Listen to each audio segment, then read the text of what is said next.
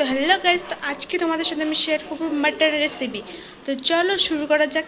আরেকটা জিনিস দেখো, আমার ছেলে কি করছে দেখবে? হ্যাঁ দেখো, আমার ছেলে আর এই যে এই গান চলছে আর এদিকে ছেলে। তো চলো আমাদের চিকেন রেসিপি শুরু করা যাক। আজকে তোমাদের জন্য মাটন নিয়ে চলে এসেছি, দেখতে পাচ্ছ। তো আজকে হবে মাটন কারি। তো চলো এগুলোকে আমি ম্যারিনেট করে নিই প্রথমত।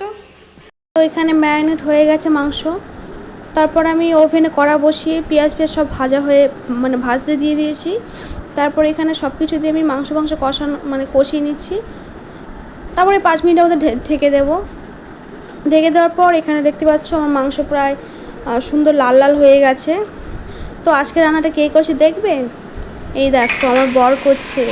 আজকে রান্নাটা পুরো স্পেশাল হতে চলেছে। কেন বলো তো? আজকে আমার বর রান্না করছে, তো তাই। তো তোমরা ভাবছো যে বলেছি যে রান্নার রেসিপি দেখাবে, তাই এটা কী দেখাচ্ছে? আসলে আমি এটা ব্লগ থেকে রান্নার ভিডিওটা দেখিয়েছি, তোমরা অন্য কিছু ভেবো না। তারপরে এখানে আমাদের মাংস কষা হয়ে যাওয়ার পর এখানে প্রেসার করে দিয়ে দেবো। তো আমি আগে থেকে প্রেসার করে আলু আর একটু ফোটানো জল দিয়ে রেখেছি। তো আমার বরগুলোকে অল্প অল্প করে সব চামচ দিয়ে তুলে দিচ্ছে প্রেসার করে। তো এদিকে আমাদের প্রেসার করে সব দেওয়া হয়ে গেছে। তো তারপর ওই মাংসর কড়ার মধ্যে একটু জল ধুয়ে ওখানে দিয়ে দেবে। আমি ওই মাটনের মধ্যে গরম জলটা ইউজ করি বেশিরভাগটা।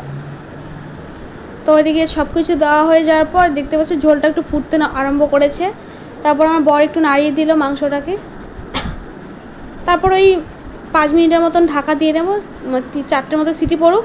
তো আমার ছেলেকে খেলা হচ্ছে, আমার ছেলে ওই মামার সঙ্গে খেলছে। মামার সঙ্গে খেলা হচ্ছে সোনা। আয় এদিকে, কিসে এখন দেখছে? হ্যাঁ, ওটা কি ছিটি পড়ছে? প্রেসার কুকারের ছিটি? হ্যাঁ।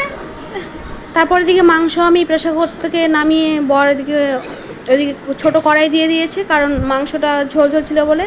তো ওইদিকে আমাদের মাংস অলমোস্ট রেডি। টাটা। তো কেমন হয়েছে কমেন্ট করে